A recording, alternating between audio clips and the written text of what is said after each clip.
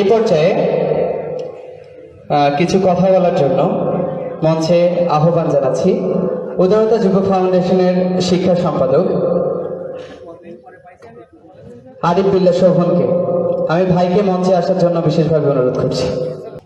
আসসালামু আলাইকুম। উদারতার আলো জলে নিভৃত কোনো প্রান্তরে নেই কোনো অহংকার, নেই ক্ষুদ্রতার ঘেরাটোপ।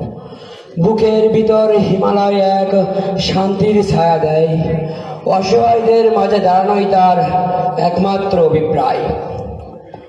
উদার দশম বর্ষপূর্তি উপলক্ষে অনুষ্ঠিত আয়োজনে আমি উদারতা শিক্ষা সম্পাদক এবং আমার উদারতা ইয়ুথ ফাউন্ডেশনের যে কটা কর্মী স্বেচ্ছাসেবকবৃন্দ আছে সবার পক্ষ থেকে জানাই সালাম, শুভেচ্ছা, অভিনন্দন।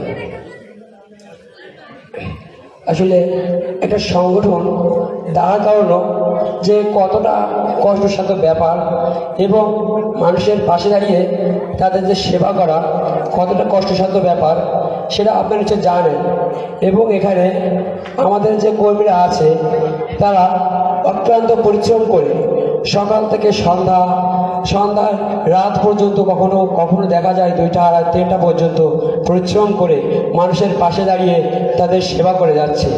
তাদের জন্য আমাদের প্রত্যেকটি স্বেচ্ছাসেবী কর্মী নিজের জীবন দিয়েও কাজ করে যাচ্ছে।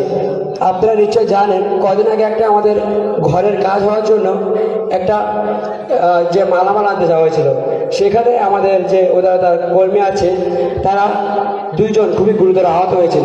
তারা নিজের জীবনকে পরোয়া না করে মানুষের সাহায্যের জন্য, আপনাদের পাশে থাকার জন্য নিজের জীবনকে বাজি দিয়ে আপনাদের সাহায্যের জন্য এগিয়ে এসেছে। তাই আপনাদের কাছে আমার একটা অনুরোধ থাকবে, আমাদের উদারতাকে ভালোবাসবেন। আপনাদের সেবার জন্য আমরা সর্বোচ্চ চেষ্টা করব।